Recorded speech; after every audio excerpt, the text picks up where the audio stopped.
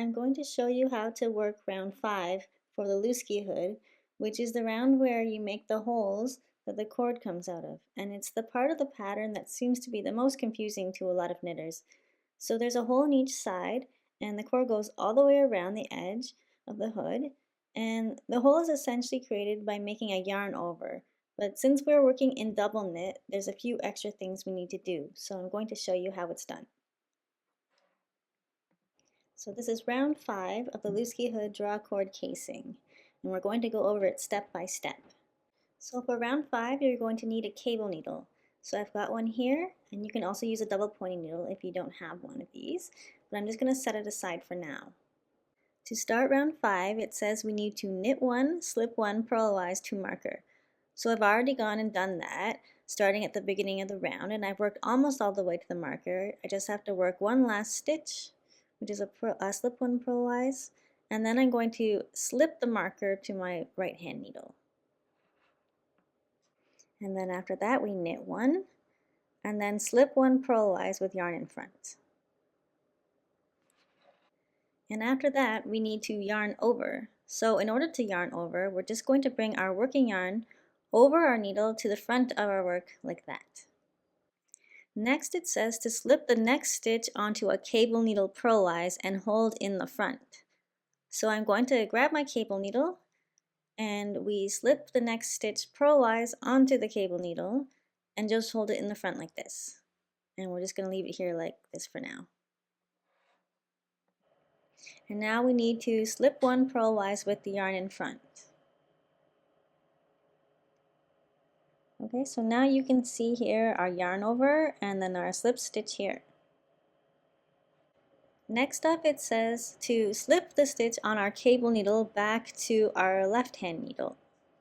So we're going to just slip that one back here. So essentially all we're doing is rearranging the order of our stitches. And once that stitch is back on our left hand needle, we're going to knit 2 together, which will decrease 1 stitch. And then finally it says we need to slip 1 purlwise with yarn in front.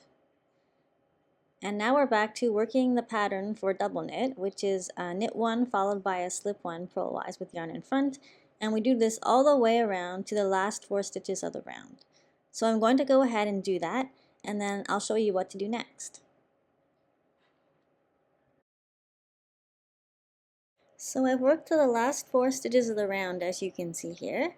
And next up, the pattern says to slip 1 purlwise. So it's a knit stitch, and I'm just going to slip it purlwise to my right hand needle. Then next, it says to slip next stitch purlwise to cable needle and hold in back. So again, grab your cable needle, and this next stitch, slip it purlwise onto the cable needle, and then just hold it in the back like this. Then slip stitch on right hand needle back to left hand needle.